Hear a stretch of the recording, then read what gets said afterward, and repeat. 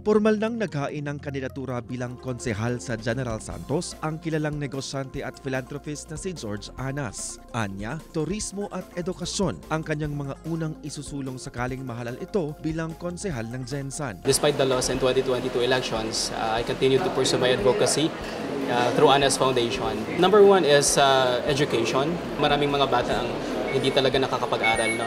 That's why in our foundation, yung school supplies, it has been the core of our programs.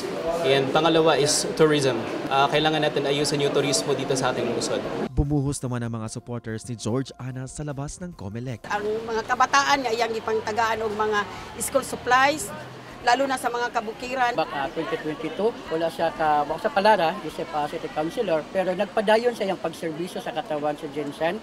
So, ang usa lang ma-promise nako sa mga taga Gensan nga padayon si George Anas nga magserbisyo sa inyo.